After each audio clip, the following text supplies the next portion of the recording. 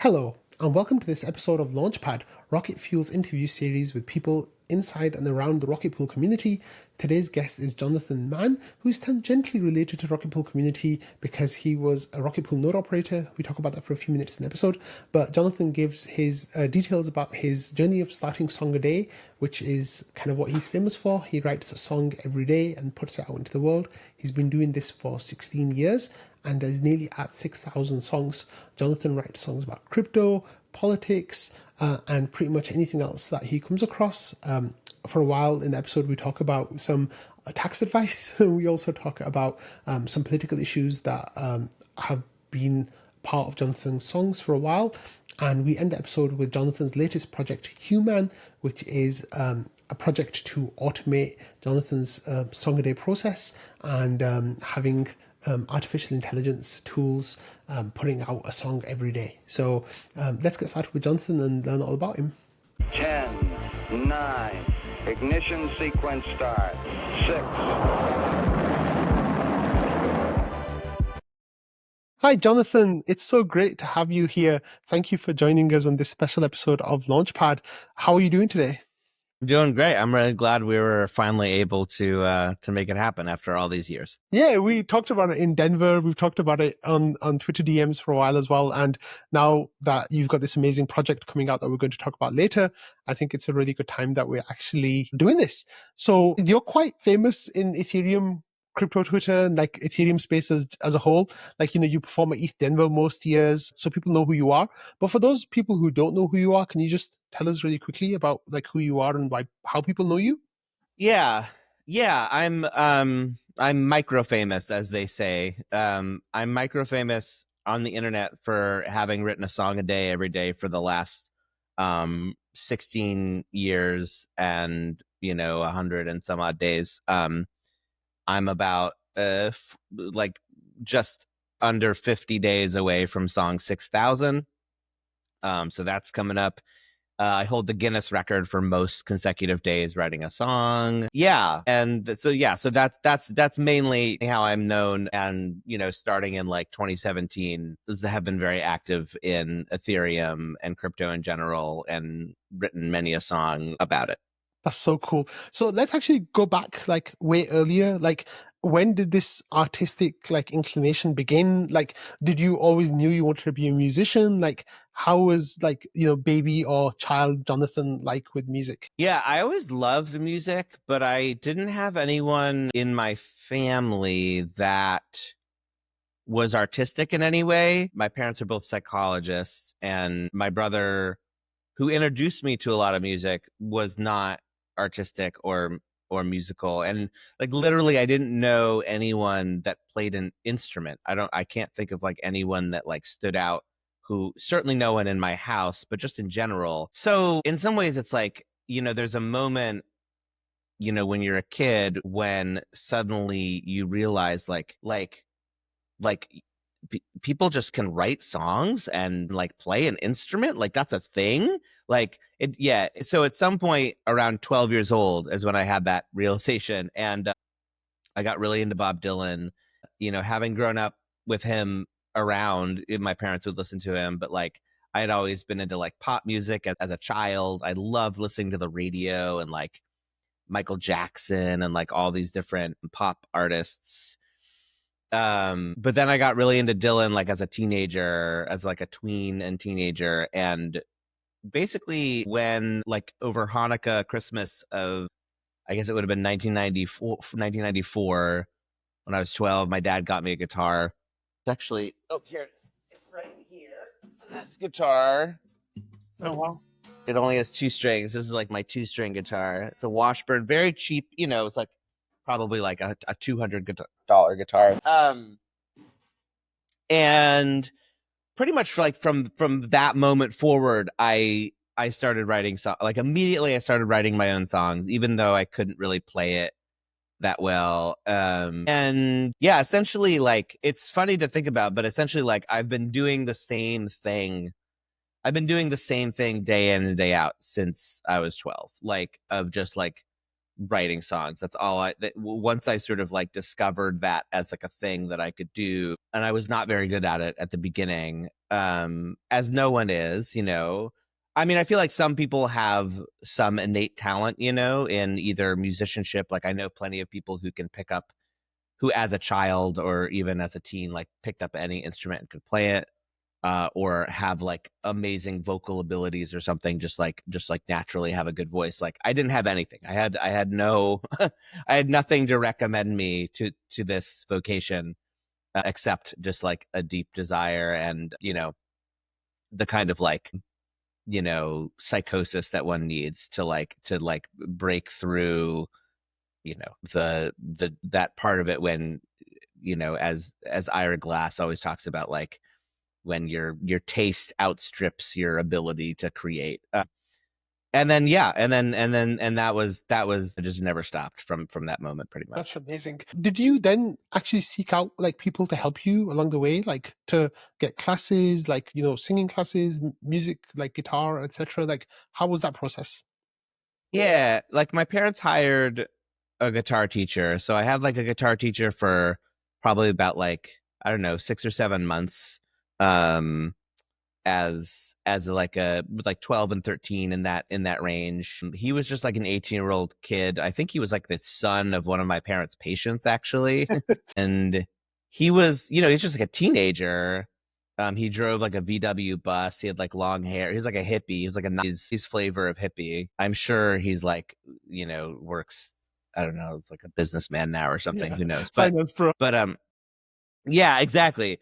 But he was amazing. He lent me his like 4-track to like record on, and that was like a whole journey. He taught me like the Nirvana songs I wanted to learn and the Dylan songs I wanted to learn and everything, the Tracy Chapman and like all the different things. And again, like I was not very good at it, but I just did it constantly. Like and it never, people talk about practicing their instruments or something. It never felt like that, it just felt like, this is just, what else would I do with my time other than this? And but then that was only for a little bit, and then from there I never took any formal lessons again, of any kind of, with any kind of regularity. I didn't take anything like that in high school. My high school was very small, didn't have anything musical, but I was writing songs constantly still. And then in college, I went to a very small liberal arts school that didn't have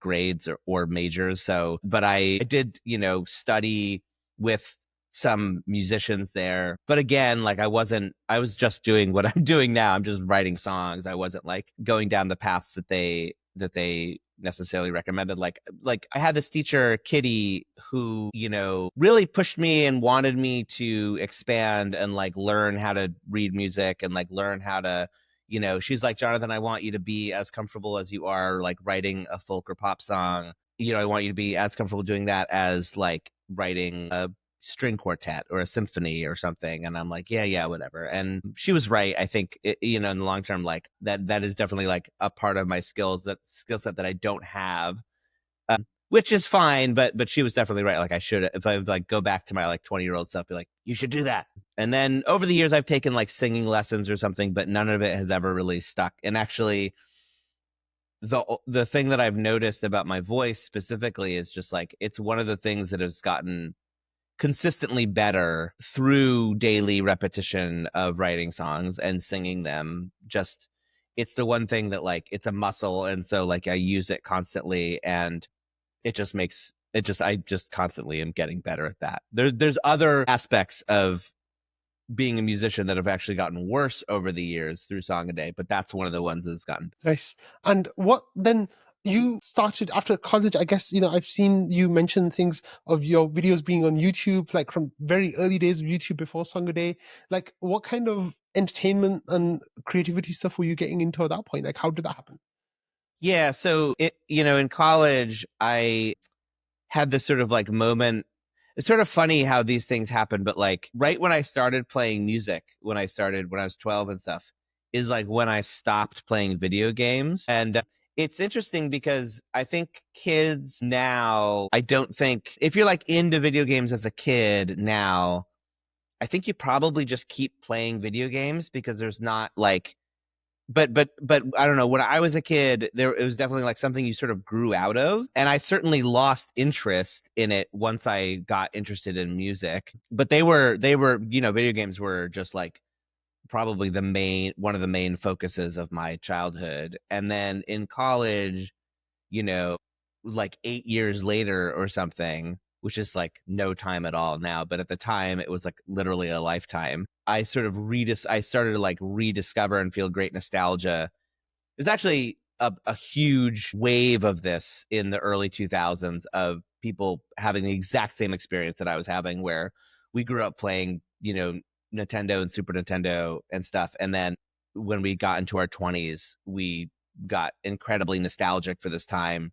And I like funneled all of that nostalgia. So I like rebought all the old systems, and then in college, like, I had never played Nintendo 64, and I started playing the Nintendo 64, and I got a GameCube, and I just started like keeping up with what video games had become while revisiting all the old ones. And I also sort of funneled all of that nostalgic. It was a very like animating force in my life at the time, was that nostalgia. And so that nostalgia got totally wrapped up in my music. And so I wrote I wrote a song. I wrote like a one-off song based on the castle theme from Super Mario World, if that means anything to anybody. Down now now now now now now now now. Great song. And I wrote a song that used the chords of that tune to like make an actual song about Mario. And that sort of unlocked something for me of like, oh yeah, okay, I can use this old music, which is huge nostalgic power for me, and use my now skills that I have as a songwriter to create the kind of music that I want to hear. And so that sort of turned into this rock opera based on the Super Mario Brothers that I did, that was performed around LA for a number of years. And then that sort of turned into around 2006, in like the summer of 2006, it turned into a YouTube thing called Game Jew. Mm-hmm. And YouTube was brand new at the time. It was only like a year old, and there was a show on YouTube called Game Life, which was these kids who, again, were just like totally nostalgic for these old games, and were like making skits about them and doing reviews and stuff. And they got on MTV. And I was like, wow, okay, so I can make songs. I know how to do a little bit of video stuff, editing. I'm just going to make my own show called Game Jew. And so I went around and I interviewed people about video games, and I wrote 40 songs leading up to the launch of the Nintendo Wii. I was the first person on the West Coast to get a Wii, where I like stood in line for 36 hours and like sang songs to the crowd, and like Nice. I sang songs to the vice president of Nintendo of America, and like and then like the big thing that Games You did is I tracked down and sang to Shigeru Miyamoto, who's the creator of Mario and Zelda and all my favorite games. I like tracked him down at a conference and like accosted him with my guitar and like sang him a song. You can see this on the internet. But all of these exist as like, as time capsules on YouTube of a bygone era of like early YouTube kind of culture, figuring it out, just doing it. And then the animating force, that sort of nostalgic animating force that I had, kind of lasted, I would say, from like to like 2008.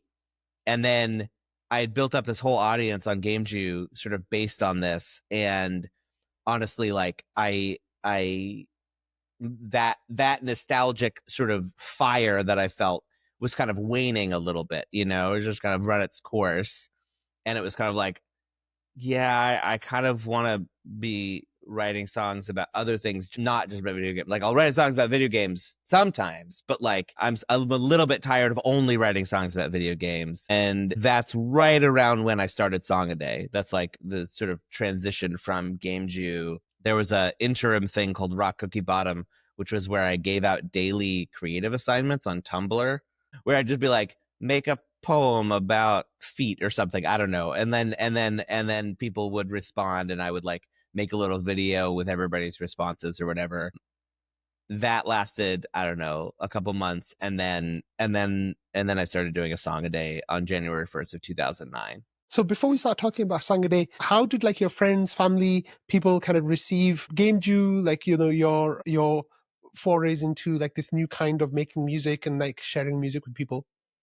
Yeah, I think, Game Jew was never super popular, but in some ways I think he was pretty influential. There's a lot of like creators that came out of that world that did end up being more popular, that like really liked Game Jew and sort of got it. Game Jew was on, at a certain point, was on like the same network. There was a network called Screw Attack, as like a much, much more famous nostalgic peddler, as we were called, the angry video game nerd, who's sort of like, spawned out, a whole genre of yelling at video games.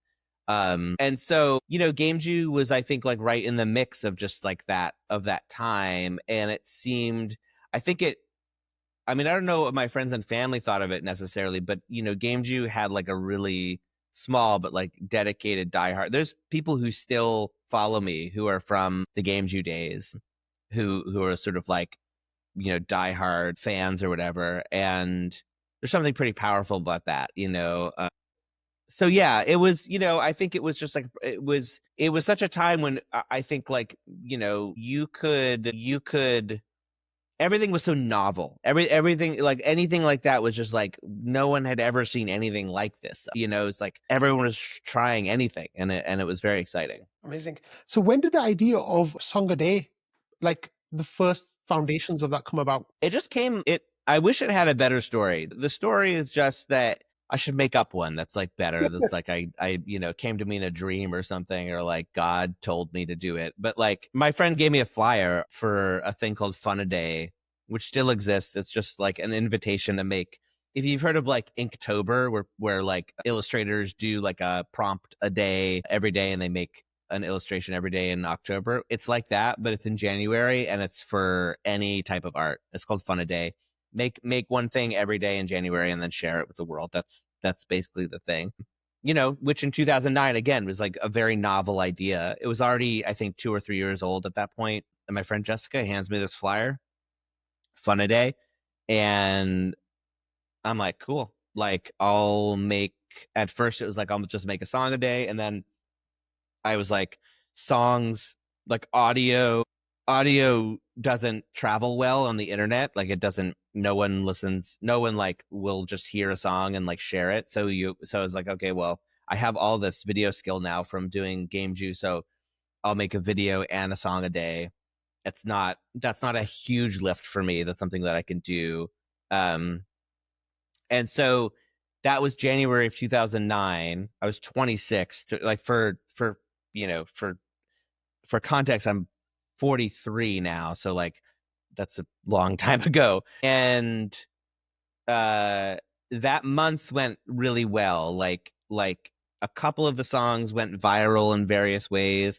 One of them got posted to Boing Boing, if you remember that. Like that was a huge deal. There's a huge blog back in the day. That was like how you got seen in those days. And then at the end of that month, I decided to try for a year. Which just seemed like a natural progression. And then during that year of 2009, another couple of the songs went like really insanely viral. One of them was like on the front page of the Huffington Post, which again like was a big deal back in the day. That song ended up, because of that, like I performed it on or I got interviewed on like MSNBC like several times, and then I performed it like live on the Rachel Maddow show. Like it just led to all these things. So at the end of that year, I was just like, well, that year went pretty good. Why don't I just keep going? And then, once I crossed into like I'm not just doing this for a year thing, once I'm in year 2, I think in all honesty, I sort of always knew at that point that I was just going to keep going and not stop. even though like in my own mind, I've like, my wife makes fun of me because when we were first together, I would talk about like sometimes like, I wonder if I should stop Songaday. And like, she's learned that like, if I ever say that, it's like bullshit that like, I'm not, she's like, back in the day, she would take me seriously. She'd be like, oh yeah, what you like, let's talk about this. I wonder, like, now if I don't really say that anymore, but like over the years, then I would say it again. She's like, okay, yeah, whatever. Like, like she knows that I won't stop. And I think, yeah, at this point, it's just become the thing that I'm just going to do for the rest of my life. I think at a certain point, it becomes more interesting to me to keep going than to stop.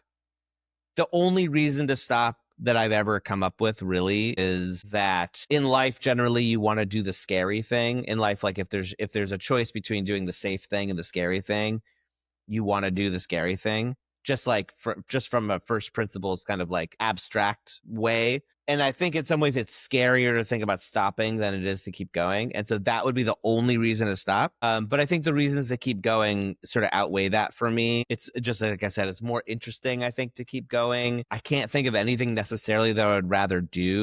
And it hasn't really stopped me or hampered me, I don't think, from doing the other things that I want to do. Yeah. So it just is sort of part of my life. That's amazing.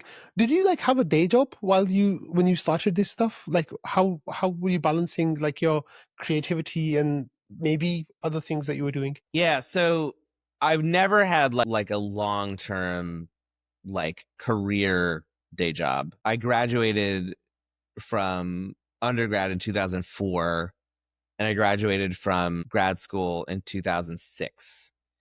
So there was about 2 years there pre-financial crash where I was doing GameJu and I had a bunch of odd jobs. Like through GameJu, I did a thing where for like I think a semester of school, like in the fall of probably, I guess this would have been probably 2007 in the fall would be my guess. I drove a bus for this like after school program where they like installed TVs and Game Cubes in the bus.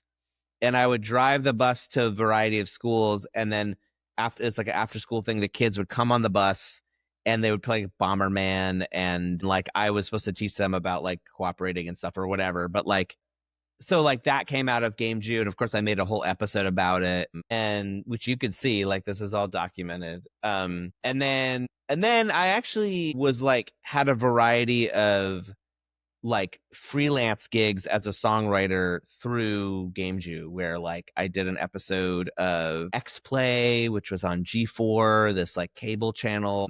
X Play was like a review show, but they did a musical episode where everything was like a musical, and I wrote the musical for that thing Nice. and appeared in it. And then I was doing singing video game reviews for oneup.com, where every Monday Nintendo would release new games on the new old games on the virtual console to be like, and this week we have Life Force and Double Dragon, and then I would write songs reviewing the games that were released, and they would put it up like on their like proprietary gamevideos.com or whatever, which was amazing. Like that's probably like maybe the happiest I've ever been having like a steady paycheck, whereas like I got like $700 a week to write 3 songs for this thing, which is just like, for like a 24-year-old, this is like the best that it could ever possibly be. And then that all kind of and then game video, and then that they got like sold off or died. G4 closed right before the financial crash. I was working as like basically a social media like guy at a small like sustainable living blog or something. I don't even remember what it was called. And that was like right around when I started Songaday. And then the financial crash happened, and Songaday came to life right in the middle of that. In fact, the song that landed me on the Huffington Post and everything was like a song about Paul Krugman, the Nobel Prize winning economist. So it was like very much related to the political and sort of economic atmosphere at the time. But the main way I was making a living actually through Songaday was through video contests. I was like entering 12 video contests in 12 days, and I'd win just a few, and like that would be my income. And my parents helped. They would, like, if I was short on rent or something, like they would help me. And there were definitely times when they were like, where it was like more than 2 months in a row or something. They're like, are you sure? Like maybe you should be, and then inevitably, like I would get to that point and something would come along and like some big, get some big windfall. And it's been basically like that for the rest of my life of just like money is super tight. Like I'm fighting against the tide constantly. And then like something hits or some big amount of money comes in and like we're good for a while. And then that's the life, like pretty much every creative person I know who doesn't have a job but is like just freelancing. It's kind of the same. It's kind of the same story. Yeah, that's so interesting. So let's shift gears a little bit and talk about crypto. So, people, like you said, in about 2017, you got into like the Ethereum space, but I think from what I know, you were in Bitcoin before that. Like, how did you find crypto, and how did that, how did you come across it, and what kind of role did it play in your life in those early days? So I wasn't ever in Bitcoin. I wasn't ever like a Bitcoiner, as it were, because of the financial crisis and Bitcoin coming out of that. I was like obsessively reading the news back then, and like I was obsessed with the financial crash and terrified, as many people were. And so in that time, I like saw, many people have this story, but I have clear memories of like seeing Bitcoin come out and like maybe reading the front page of the white paper, but like not having any context for being able to understand one tiny fraction of any of it. And then like the next time it like pops up on my radar is like, I have a very clear memory of 2013. I'm like visiting YouTube and I see a friend of mine and he's like, man, did you see Bitcoin? I'm like, no. What? He's like, oh, it like just broke 1,000. I'm like, okay, cool. Again, I have no context for what that means, or like it just seemed, and then at that point it like reads to me as like, oh, okay, well that's not really anything that I would be interested in, because it's financial speculation. That's not like I have no context for that. That's not really something that I do or have ever had any interest in. So then the next time it pops up is in 2017 at this conference in the woods of Ontario, like way north, practically in the Arctic. No, and it's a conference called Fireside, and they have different like speakers there, and a bunch of crypto people are there. I actually remember very clearly, like on the bus driving up to this camp where we were staying, they were having this like discussion about ICOs, and like this one guy, I forget his name, was trying to explain to the other guys like what an ICO was, and they're like, yeah, I didn't know what I had never heard of an ICO, so I was just like hearing this completely out of context, and he was like, yeah, the token, it has no value yet, but like then it might have value later. And then they were like, but it doesn't have value. It doesn't make sense. And they're like, no, but it does make sense. And I was like, I have no idea what these people are talking about. And it doesn't sound very interesting to me. It sounds really dumb and like whatever. And then I see a talk by Ethan Buckman, who's one of the founders of Cosmos Chain, who I just love I've come to like love as a thinker, and like, just someone whose thoughts on all things crypto I really look up to and think are cool. And his talk, I wish I could remember more specifically like what it was about his talk that captured me, but he like borrowed my Gitalele and like opened the talk with like a song that he had written about ICOs called Scam Train. And he was like, Scam Train, he's like talking about. So right away I was like a little bit more like, oh, okay, this guy is like, he's of my ilk or whatever. And as he was talking about it, I think what it was, he explained Bitcoin, from just on a very basic level, what it does and how it works, in a way that no one had ever explained to me before.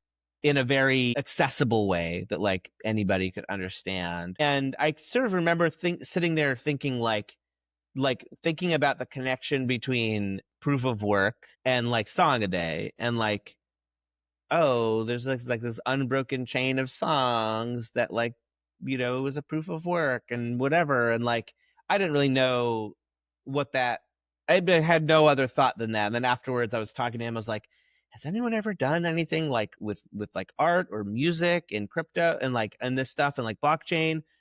And he's like, yeah. And he's like started telling me about various things, and like, he's like, yeah, there's some cool stuff there. And then when I got home from that trip, I just tweeted like, hey, I'm interested in the blockchain now. Like, does anybody want to tell me stuff or whatever? And my now friend Boris, who has the same last name as me, Boris Mann, no relation, who was also at that conference actually, who I had met, reached out to me, and he onboarded me. He did the onboarding. He had me set up MetaMask. He sent me, it's on chain. You can see the very first thing where he sends me like, $40 or whatever of Ethereum, and he sends me like a few apps to play around with. And one of the things he sends me is CryptoPunks, which this was September, and CryptoPunks had launched in like July, I think, or June. And so it was brand new, and I was immediately smitten and sort of taken with CryptoPunks. Something about that made so much sense to me, in the way that, in those other experiences of hearing or learning about crypto, I didn't see how it related to me. And then here was this thing that it clearly related to me. Like I clearly found something that, talk about onboarding people. Like that's, it's like, this is so cool. And it was, I sort of feel like I immediately saw this connection between like, oh, it's like there's 10,000 of them, and they're all unique, but they're all related. And it made me think of these toys, these little muscle men that I played with as a kid. Like that was the first thing that it made me think of. I was like, oh, it's like muscle men but on the blockchain. Like that's so cool. Like it awoke, in me these old memories of like collecting, and like, and I saw like the relationship to Songaday, where it's like, it's this collection of things, and they're all different but they're all the same, and like they have traits, and like I was like, oh, it fits so perfectly. And I wrote a song about CryptoPunks, and I sent it to Larva Labs, and like we had lunch together, and I was like, will you help me build like, CryptoPunks but for my songs? And they're like, no, but it sounds awesome and you should do it. And I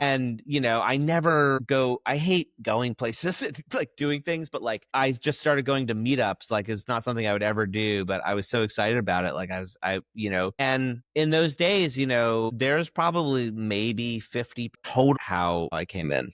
That's pretty cool. So obviously, then the market was really booming. Like, the interest was getting higher. How was that feeling, like that you had gotten into something that was potentially turning into something?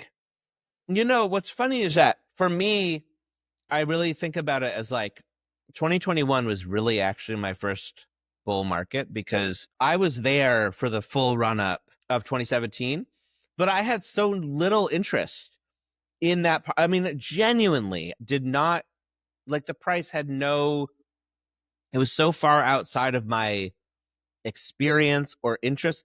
It's funny, but like over the years, I have gotten more interested in, the mechanics of markets and all this stuff. I do find it now interesting in a way that I never did before. It took a long time, for me to like find what about it I find interesting. But certainly at that time, the only thing I was interested in was all these creative experiments that people were doing. I remember giving a presentation on my Songaday NFT idea to the CryptoKitties guys, like before they launched CryptoKitties, like right before they were launching it. Like I showed them what I wanted to build. They showed me CryptoKitties. Like there were so many, there were so few of us, and we were all so interested in it and like obsessive about it, that the wider market didn't affect. I mean, I also had no money in the market. I guess that probably also helped. I but the upside of that, the upside of that part is that when it crashed, didn't matter. I was still, though, all through 2018, all through 2019, probably like up to 2020, I was like just as in it, and just like obsessively following, I started a podcast with my friend, and and just like all this stuff. And so yeah, the market, it didn't even feel any different, from 2017 through what was the bear, but it didn't feel like a bear market to me. Yeah, that's so cool. So tell me about this Song a Day NFT idea that you had. Like you were, I guess, kind of pitching it or talking to people about it. How did that develop over the years? Because that was quite interesting thing that happened. Like that's really, really cool. So tell me about the life cycle of that Yeah. idea. Yeah. So the idea that eventually it now exists, it it existed in its current form sort of as an idea basically from the very beginning. The idea that I had was I will make NFTs of all of my back catalog. I will sell all of those as NFTs in like a big drop, and then I will go forward and I will do an auction every day going forward. Or I think maybe the auction part didn't exist. Maybe that came from nouns, but it was just like each day I would sell the song. I think at one point I was like, oh, like maybe song number 1 is like 1 ETH and number 2 is 2 ETH, and like it goes up, and like then song 6,000 is 6,000 ETH or something. It's like before I really understood what that meant, like but so finding someone to build it was always the hardest part. What's crazy about now, of course, is like if I'd had the AI tools, I could, the me of then could have built a version now, which is kind of interesting to think about. But I did something I called it the ISO, an initial song offering, where I offered to sort of, it's essentially like pre-sell songs from my back catalog to people as a way to like fund the creation of the platform, which I thought was a really good idea. Only one person bought one, and he was the years later, like last year, he was the main character on Twitter briefly because he had built, I'm forgetting what the name of it was, but he had built a fractionalization, like an NFT fractionalization platform, I think called like Niftex or something. And they had fractionalized a zombie punk back in 2021 when the stuff was viable. Last year, somebody was able to like do a game the system, and they were able to like buy out the punk or whatever for like only 10 ETH or something, and like in a way that was sort of unfortunate. That was the creator. He was the one person back in 2017 who bought an initial song offering. So funny little like full circle moment there. So yeah, I spent 2017, 2018, and 2019 just like following any thread that I could, like, I had people that were going to do it for free. I had people that were going to do it for a piece of the pie.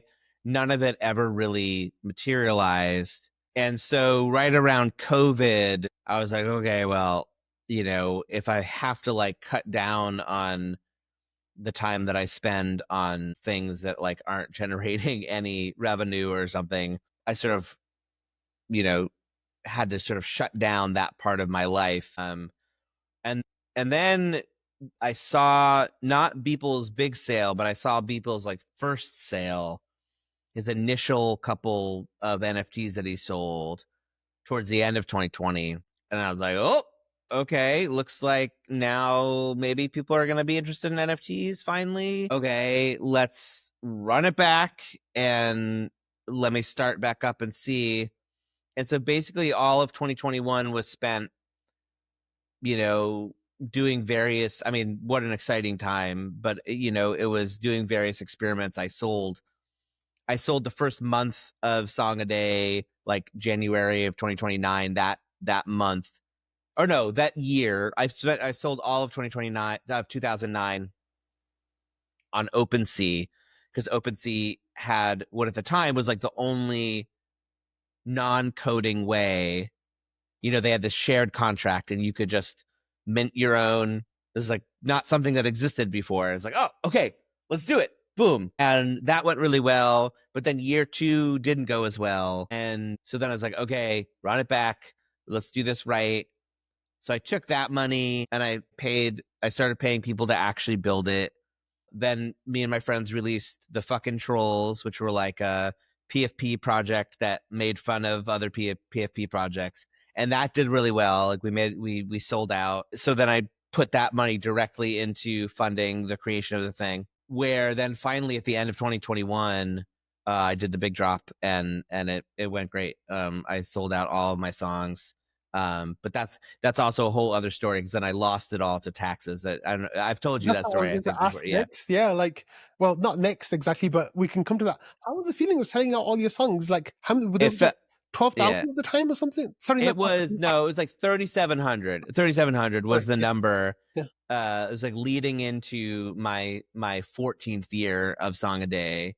So it was like 13 years of work, they sold, and it was like about 750 ETH, which was about at the time 3.4 million.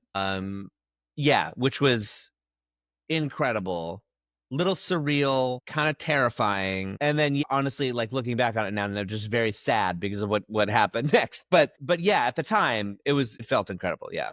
Do you want to talk about what happened next? Yeah, I'll give the long and short of it, because actually my 1,000th song, just coming in June, is this story in song form, which maybe I'll share it with you off mic, I'd love to hear that. Yeah, because it's just about done. It's just about like I'm on the finishing touches stage. nice. The long and short of this story is that there's capital gains tax. We're going to get deep into it right away. There's capital gains tax and there's income tax. If you earn money from buying an asset and it going up, you owe tax on the amount that it goes up. And that is generally about 18% or something here in the US. If it goes down, or if you have another asset that goes down, your losses can offset your gains.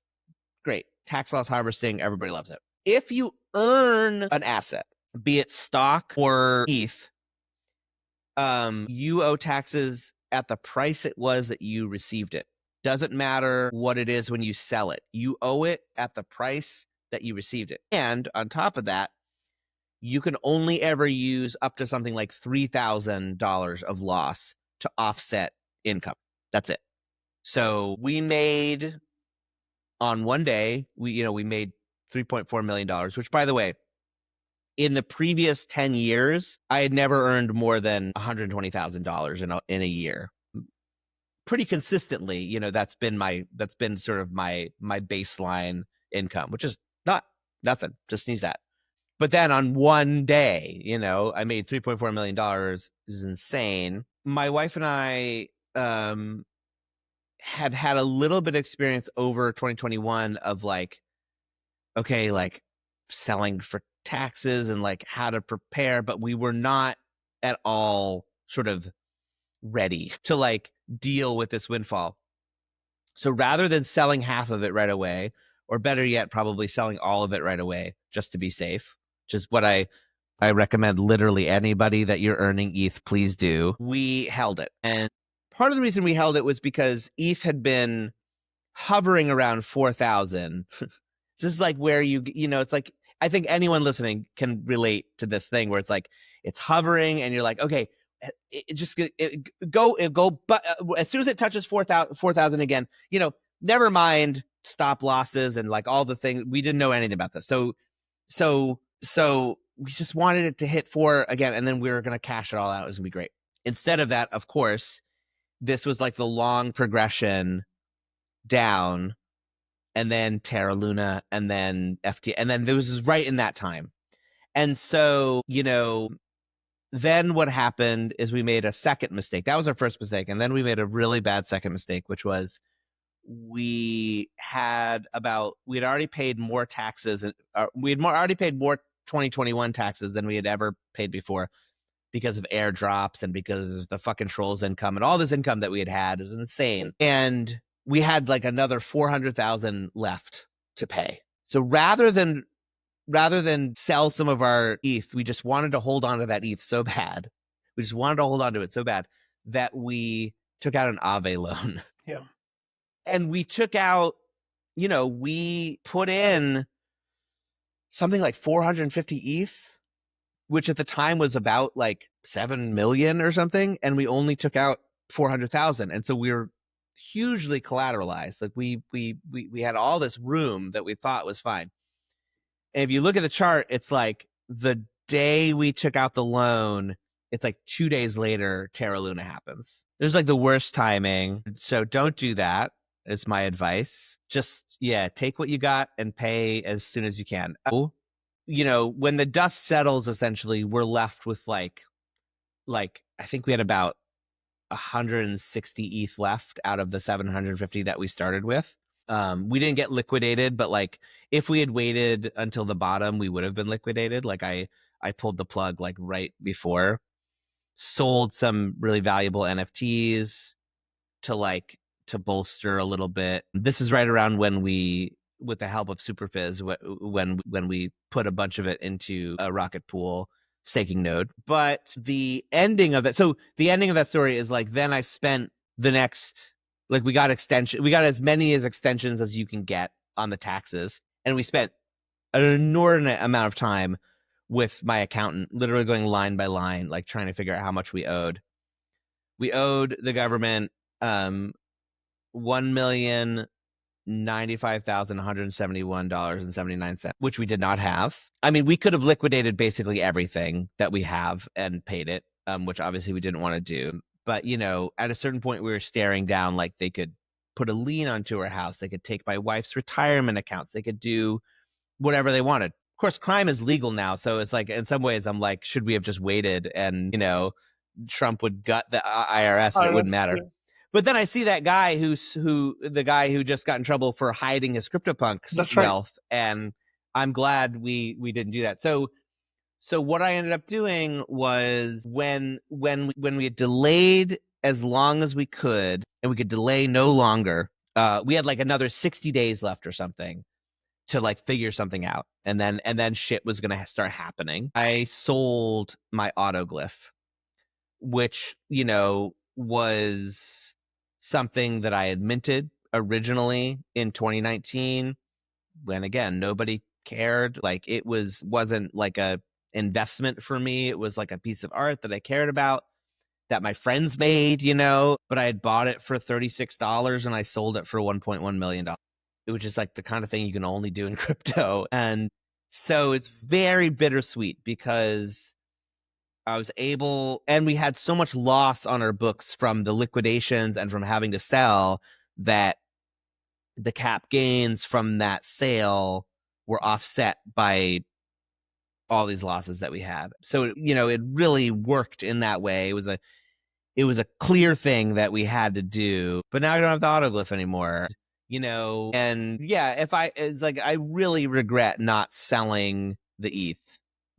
Everyone got so mad at Beeple or whatever for like, he sold his ETH. Here's what his ETH would have been worth if he had just held it, But I'm willing to bet that he had the people in his ear, the right people telling him like, no, like, forget it. Like, you have to sell it. It's the only sane thing to do in those instances. Yeah.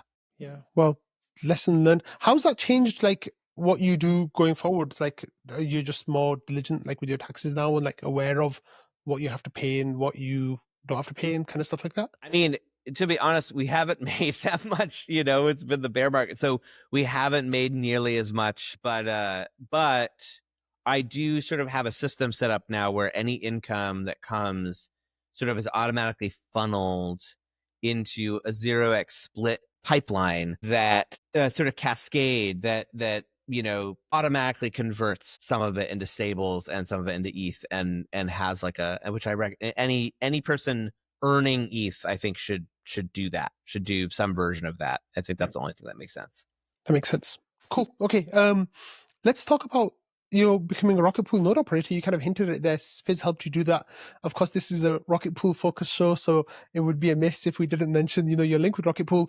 Yeah. One of the reasons why you're so famous in the Rocket Pool community is because you actually sang a Rocket Pool song that Yep. people to this day bring up in our Discord quite Oh, I'm often. so glad. Yeah, Yeah. and even now, like it's our jam. It's like the unofficial anthem for Rocket Pool, I guess. So how did that happen? Like, how did you hear about Rocket Pool? How did you sing a song about Rocket Pool? Like, how did you become a node operator? Tell me all that journey. Yeah, I think it's all super fizz. I mean, as I'm sure it is for many people. I think if I remember correctly, he and I became sort of internet friends throughout 2021. And, he has such a specific way of viewing the world. And he's so passionate about the things that he's passionate about. And I can't even remember like why or whatever, but I think at some point he's just like, yeah, you got to make a Rocket Pool song. I'm like, all right, if Superfizz tells me to write a song, like he's one of the few people that I'll listen to. And so I did. And then, yeah. And then, in the morass of all that sort of like, downturn and everything, it had always been my hope that if I had enough, we could spin up our own node and do that. Yeah, it was great. I mean, for the time that we were doing it, I think I really enjoyed it. I mean, we didn't have that many problems. I sort of remember like trying to, try to game out like the RPL rewards and like how best to like, you know, maximize that or whatever, and like waiting for the price to go down enough to buy some to then like stake more or whatever. But I don't think I had really any complaints. I think it was very easy. I mean, we needed Superfizz's help to really get it up and running at first, but then once it was running, like it just sort of sat there and did its own thing, and it was, yeah, I think it was overall a very positive experience. And then I think like once um once we could get the money out, like once that was turned on, I think for us it just sort of like being able to have access to the capital, directly made it just like it at a certain point we're like, okay, we need to have, actually it was probably right around the time when it was like the shit was going to start hitting the fan and we weren't sure what we were going to do. And then it's like at a certain point, then it's like, do I even have enough anymore to make it worth it, is sort of like what ended up happening after all of that. Yeah. Yeah, that makes sense. I wanted to ask you this question earlier, but I think it's nice time to just ask it Yeah. now before we segue to the next section. What's your process for writing your song a day? Because I put a show out a day and it's all Yeah. consuming. So I can't imagine what it's like for you to like, write lyrics and sing and record and like get it out. And like, what's your process? I'm so fascinated by that. Yeah. I mean, it's really varied. I think in some ways probably you have it harder, if I was going to guess, because what I do is, so I'm not trying to inform anybody. I don't need to, there's nothing that I need that I like have to convey, It's so open. It's such an open field. And so really what I say is like the amount of time that I spend on Songaday expands and contracts to fit how much time I have in a given day. So if I have no time, it takes no time. And if I have all day, it can take all day. And the process is as varied as there are brain cells in my brain or whatever. It's just like I did a whole podcast actually. I did a 10 episode podcast in 2019 called As It Happens, where I like recorded my process over the course of like 10 different songs, and I try to vary it, like each process is a different process. Like we start in a different way and we go through the process in a different way. And that gives you like a really good overview of like, here's just like 10 ways that I do it, I've been thinking a lot more about, getting a live stream setup going where you'd literally just watch Songaday happen. It's kind of a no-brainer. The problem with it is that it's, as you know, it's like it's exhausting. Like doing a live stream just in and of itself is like exhausting, and like having to narrate it is exhausting, and having to like check to make sure all the parts are working. So I'm trying to I'm trying to find like a foolproof way of like starting the live stream in a way where I don't have to think about it and having it run in the background. And then I actually had this thought, I've been developing this thought, and then I started really thinking about today, where actually using LLMs, using AI you could put the AI in charge of doing all of the like admin work can be done by AI. Where I'm imagining, instead of like, because what I don't want to do is I don't want to do a live stream where I'm like, hey everyone, and now I'm, now here I'm editing, and like when I do this, I like to. I don't want to do that because that's exhausting. It's like it's hard enough to do it if I have to like think about it and explain it. But what if the AI could do that? What if there's a David Attenborough voice who's like talking about the man in his natural habitat, like making a song every day. So that's something that I'm going to try to do. So process wise, I think that might be another interesting way to like to observe it and to understand how it works. To me, it's very not benign. It's very like banal. It's not, to me. It's probably not very interesting. Maybe be interesting to other people, just like as a sociologically even. Yeah. That's so cool. What have been some like highs and lows of doing Songaday, like in terms of, accolade, in terms of controversies, in terms of different like ways that people have responded to your music? Can you share some of those moments with me? Yeah. Yeah. I mean, yeah. So, I mean, we've gone through a lot of the highlights already, like getting on Rachel Maddow, right? In that first year was like, it's like such a thing. I was such a fan of her at the time. And that was like so fun. And, Steve Jobs used one of my songs to open a press conference. So like that moment really stands out. And like, having the opportunities like to perform with a Vitalik, like in Prague in like 2018 or whatever, like, all of these things are completely Songaday based, and yeah.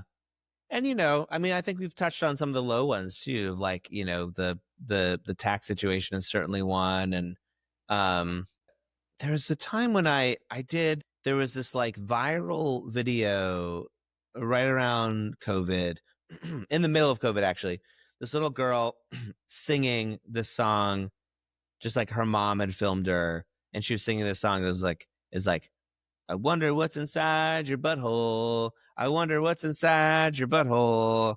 And it's like the most adorable thing and so fucking weird.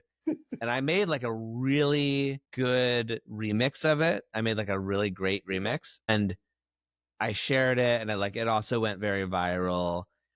And at the time, I had just come off of having this Baby Yoda song go really viral. I'd made this song about Baby Yoda that like went insanely viral on TikTok in like a way that I'd never seen before. And I had learned some lessons from that Baby Yoda thing of like, oh, if you have a song that's going super viral on TikTok, you want to have it on streaming, because then what happens is that the kids, they go to streaming and they listen to it, and that's like, that can be like, $10,000-$20,000 just like from kids like streaming this thing. So I had like written to this girl's mom being like, hey, like, we've really got something here, like, can I put this on streaming and like we'll split it? And then like and then like and then I wrote that, and then I was like, I'm just uploading it to streaming anyway without hearing back from her. But we were also like driving down to see my in-laws. And by the time I got back down to my in-laws, she was like so mad at me. And like she got so mad, and she was right to be mad. And I felt really bad. And I like took it down, but like, it had already made like $30 or something. But like I sent her I combed through the like income that it generated, and I just sent it all to her, and I was like, I'm really sorry. And she's still mad at me. Like they're like sometimes her and her husband will like still heckle me on Twitter. They're like really mad at me. Things like that, where like I just made a mistake, and like I feel terrible about it. And like I feel like no matter what I say to them, they like still think I'm a jerk or whatever stuff. And that stuff happens from time to time, where it's just like, yeah. And then like there's nothing really that I feel like I can do more than what I've done to like pay restitution or like to make it up to them, so that stands out as like, man, I really fucked up on that one. Yeah. Yeah. One thing that I feel as an outsider that kind of divided audiences was your songs about what happened on October 7th and like the aftermath of that, like Yeah. the Gaza stuff. When did you know that you wanted to start writing songs about that, first of all? And then How did you feel about the response that you got to some of those songs? Yeah. Yeah, my journey in that is that, well, I've been writing songs about it kind of since the beginning. The early songs that I wrote about it are very, let's say, liberal in a pejorative term. And some of the later songs are much more critical of Israel. I actually wrote a version of Phil Oak's famous song "Love Me, I'm a Liberal," like based on Palestine, and that was in 2001 when like they were bombing in 2001. And my when I was 17, I took a trip to Israel, not on like a birthright thing, but my my aunt's boyfriend was a poetry teacher at UCLA, and he would take yearly trips to different countries to like write poetry in different countries, and it was like open to anybody could come and do these trips. And so when I was like 17, I went on this trip in June or whatever, and we went to Israel, and it was a pretty magical experience. But even at that time, uh I think it's funny because I read back over my journals, and I didn't really know the history, and I didn't really know. I knew what I had been told, and a lot of this comes down to, for a lot of us younger Jews, a lot of this comes down to stories that we were told that we then later kind of found out that either weren't true, or there was so much things omitted from the stories that we felt a little lied to. And I remember being on that trip and seeing certain things that like I couldn't make sense of, how separated Jews and Arabs were at the airports. Really creeped me out. And the giant guns that everybody was carrying like really creeped me out. And this is before the second Intifada. Uh, um, there was also a guy who was like, I was 17. This guy was probably in his 20s on that trip. And I remember specifically, clearly remember him telling me, like, don't fall for their propaganda. Like, don't, don't believe, don't take at face value everything that they tell you on this trip. And I remember not understanding fully what he was saying, and he wouldn't expand on it. We were like roommates on this trip. I was like, what do you mean? He's like, just trust me. And then much later, I discovered through Molly Crabapple, an amazing artist, I discovered something called the Bund, the Jewish labor Bund. And this felt to me like something that I should have heard of this before. Why did I not know that there were that the dominating culture of Jews in the region where my ancestors are from, Ukraine, Poland, Lithuania, this area in Eastern Europe, the dominating culture was the Jewish labor Bund.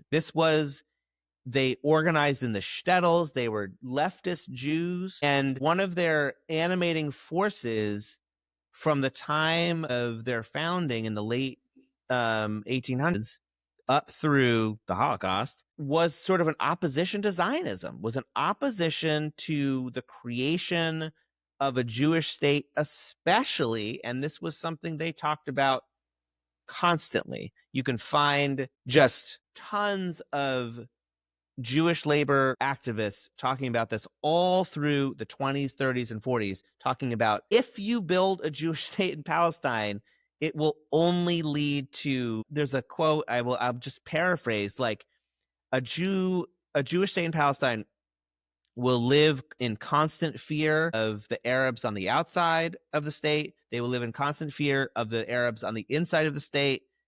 And they will just have to be constantly fighting and constantly oppressing in order to keep their state alive. And this is like, we're talking about in the 1930s, before even the state existed. When I read this, all of the sort of pieces kind of came together in my mind. And I felt like, as a Jew growing up, and even in my teen years, it was like being a Zionist is not something you would even question. It was like, of course, It's not even, what else could you be? And that even thought of like, what else could you be other than a Zionist is the thing that now I take such issue with.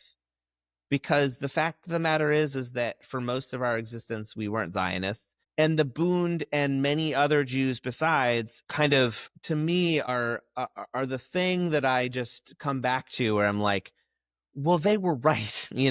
What they said is true and it happened that way. And so all of the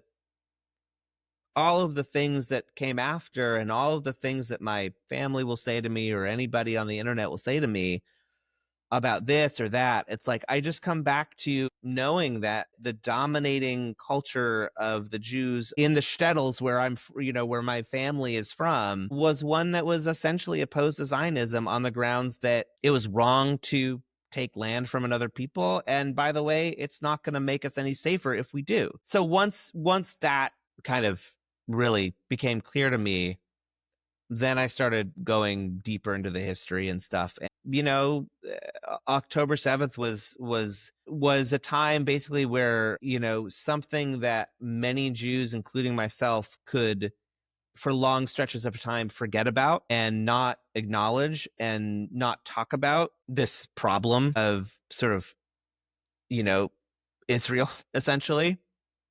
And the problem in American Jewish culture, that it was not something that we could ignore anymore, because the pain and oppression of the Palestinians resulted, as the Bundists warned, once again in the pain and violence and suffering inflicted on Jewish people. And I think that, it's really, I know just as many Jews who were like sort of agnostic towards Zionism, who have turned fully towards Zionism in response, as I know Jews who have gone the other way and questioned. And I don't know what the resolution is, but I've spent, the last year and a half writing songs about it and organizing in my community around it, and both with people that agree with me and people that disagree with me. I hosted a book club at my synagogue where full of people who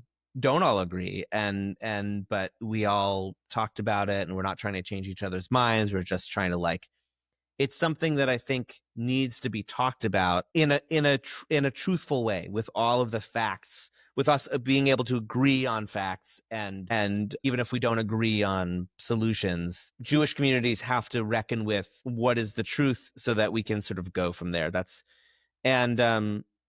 Then sort of a no-brainer that I'm going to put some of that, just as like the animating force of my early 20s was that nostalgia, at a certain point, there's this, especially over the past year and a half, became an animating force in my life. I felt, anything that I feel extremely strongly about ends up coming out in a song, and that just sort of is how it has to be. And yeah, I mean, there's been a couple times online where I guess the worst one was probably that guy Ryan Selkis, who I think tried to get me canceled. Essentially, he's like, this is who we're having perform at our Ethereum conferences. Like, how dare he, or whatever. And I'm like, I don't know. But it seems like he was having some like a crash out of his own.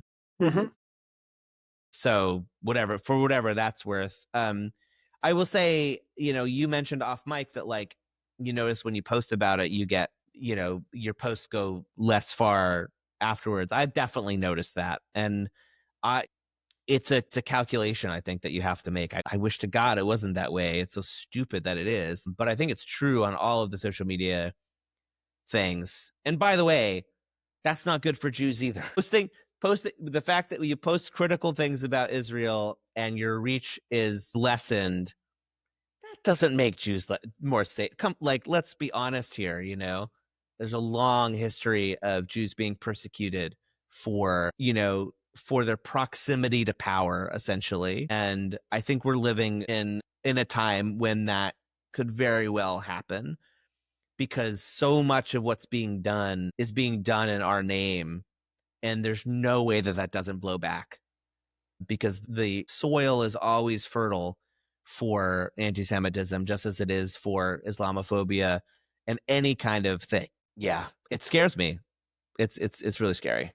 Yeah, thank you so much for sharing those thoughts. Let's change the topic.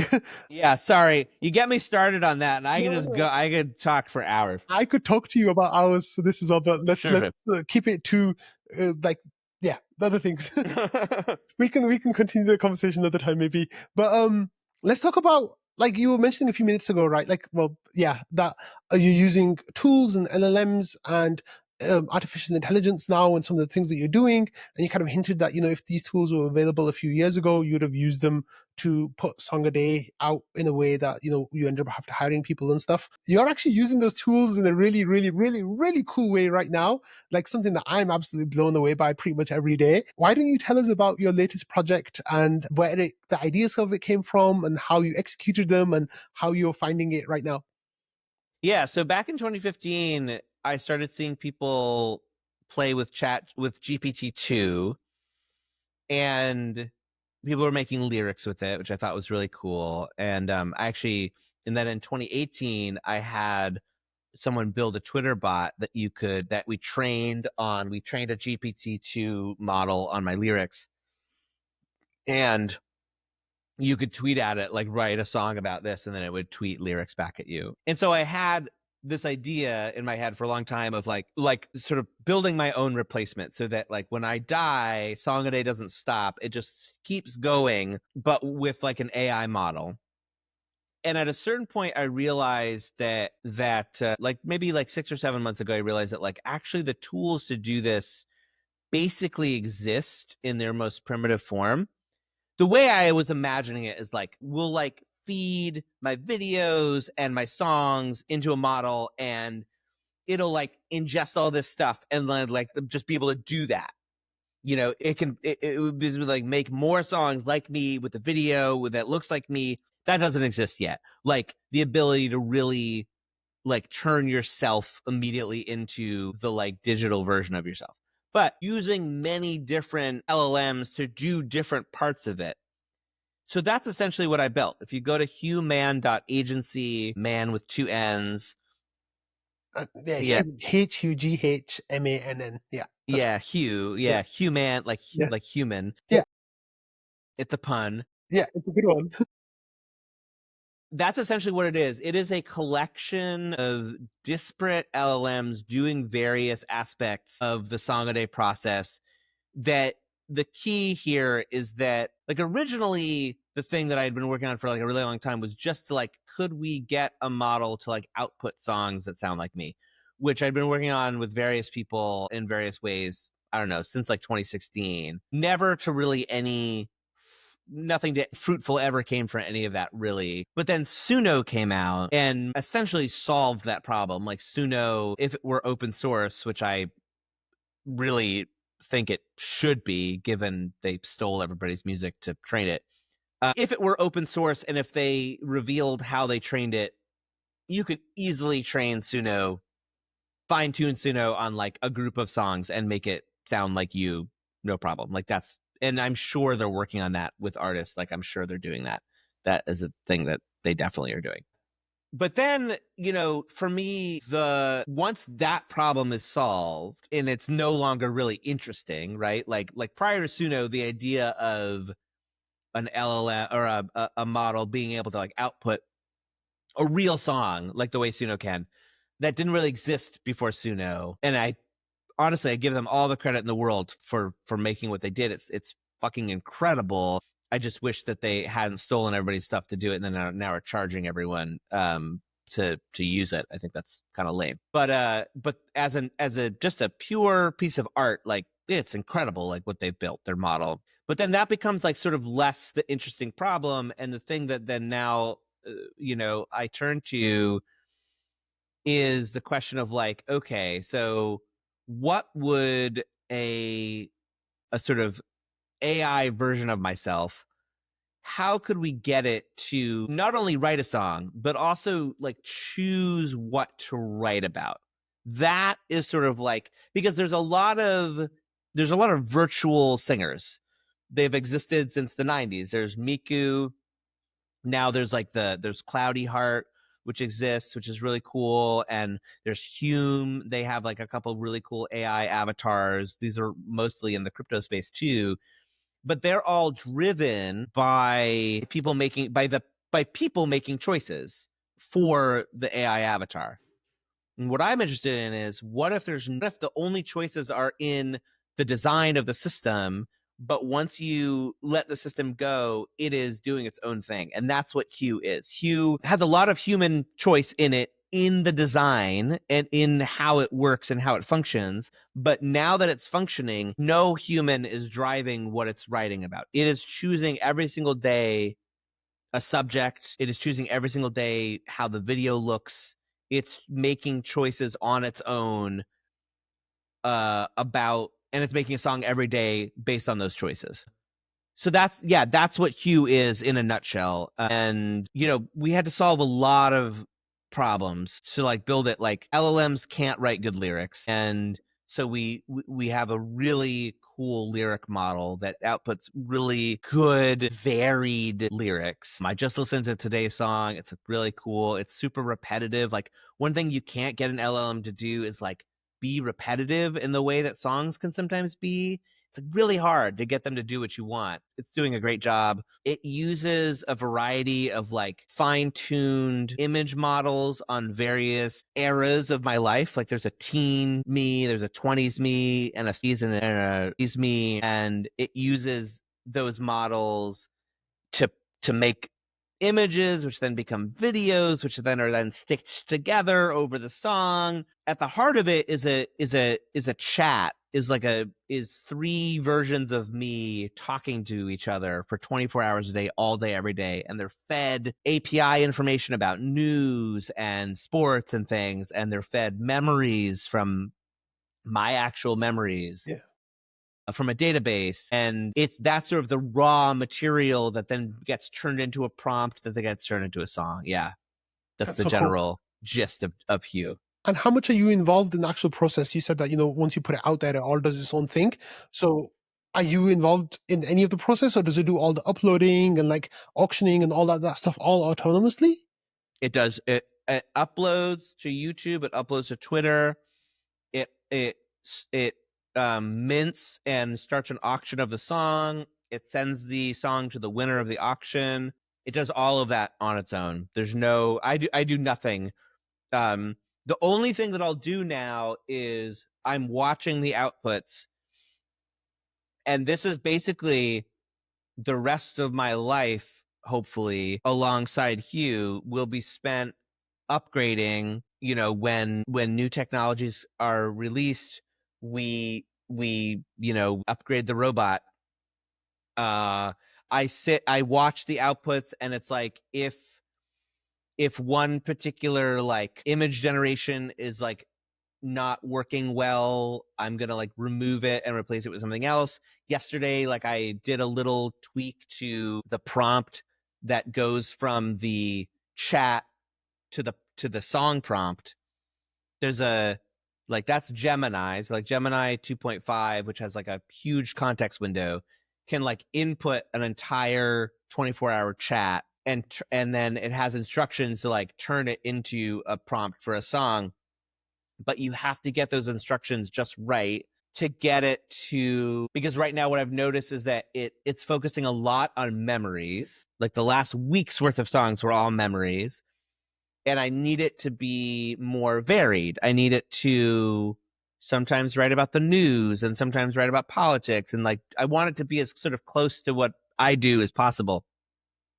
So that's my role now. My role now is sort of like, if you imagine Commander Data, on the Starship Enterprise, every once in a while, like Geordi had to like open up, Data's head and like do some routine maintenance and like make sure that something is, but ideally we get to the point where there will be another aspect of the system, almost like a self-referential aspect that does this instead of me, where it is watching, it is seeing, or like there's a part that watches specifically for creative outputs, right? Its job is to make sure that tomorrow's song is different enough from today's song right now it's a little patchworky and there's a lot of hacks to make that happen, but like we're getting to the point where that'll be possible. The other thing is like having another LLM who's in charge, where it's like, oh, like some generation failed, like something somewhere, the SQL database is down or like whatever. There's an LLM who can like figure that out, where like now I'll have to get my dev to like come in and fix the SQL database or whatever, you know, getting to the point where it can be fully self-sufficient, where it's doing absolutely everything on its own. That's sort of like, that's the end goal. And getting to the point where it really can just like do the original thing that I imagined, where it's like it can just live and take in stuff and make a song about it, and then put out a video that looks like me and is me sitting here in my studio doing a song, or is like, you know, on a stage somewhere with Vitalik doing a song, or like whatever it is. Like get to the point where it can do that. Like we're not there yet, but like this is sort of my first salvo, you know, like here's the very, very first version. Even like we call it a beta version. It's like fully, it's not 100% fully baked yet. Even there's even aspects of it that we're going to add. We're actually looking for funding. If anyone is hearing this, we're going to go to Nouns for asking for funding. I think we're going to ask Base for some funding. Like, you know, there's a lot of aspects to it that I want to add. I want to add a whole section that's going to be about sleep and dreaming, where I want to tie it to, I wear my watch to sleep every night, and my watch tracks when I sleep, and it tracks when I'm in different states of sleep. It knows when I'm dreaming, it knows when I'm in core sleep, it knows when I'm in deep sleep.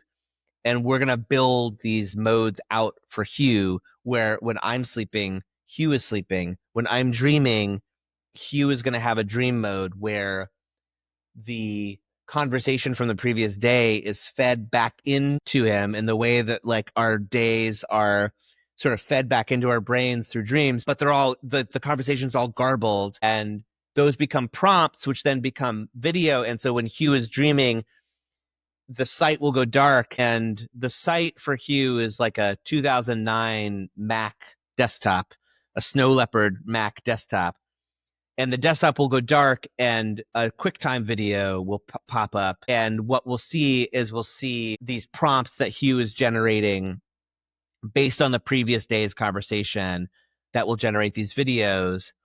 And then for core sleep, I'm actually going to work on this today, hopefully. LLMs now have the ability through Claude, through something called MCP, Model Context Protocol. Claude can control programs on your computer. And someone built one for Ableton, where Claude can control Ableton, which is a music generation platform, software. It can place the MIDI notes. It can choose the sounds. And so in core sleep, my idea is that when I'm in core sleep and when Hugh's in core sleep, Hugh is like making a song in Ableton in real time, kind of DJing in this core sleep mode. So many things we want to build, so cool. Like on top of what we have so far. Yeah. Yeah, amazing. I wanna actually finish up our chat, which has been absolutely wonderful, with a controversy slash drama that started this week, which is with content coins that I'm sure you've seen come up everywhere, because you've been selling your content for years now. Where did you weigh in on this discussion, and like, you know, what are your thoughts about what's happening on Zora and Base with this stuff? Yeah. Oh, thank you for asking me about that.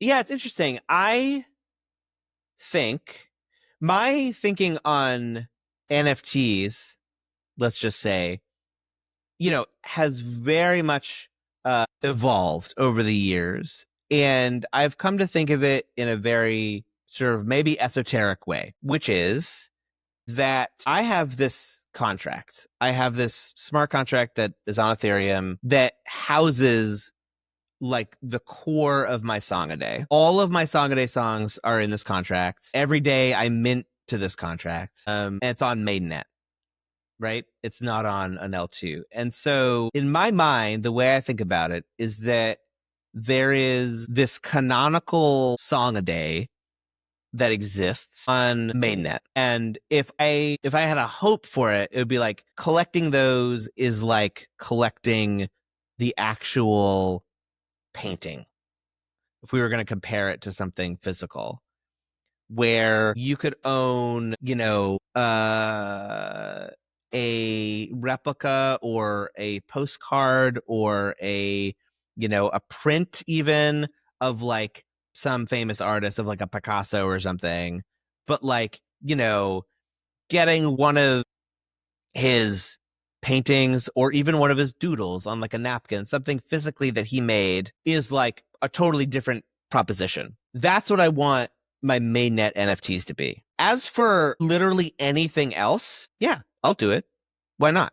Like my songs are now generally all editions on base, and as of like recently, like I added an ability for me to very easily do the coin thing that's on Zora, because I'm like, why, I'm there on they go out to Solana too. There's this platform called Drip on Solana that I think is kind of cool. And so every day for like the last, I don't know, many days, like they're on Drip. I don't know if anyone's collected them or anything, but like what I'm building for myself, and actually at some point I'm going to be building for other people too, is kind of just like a be everywhere philosophy.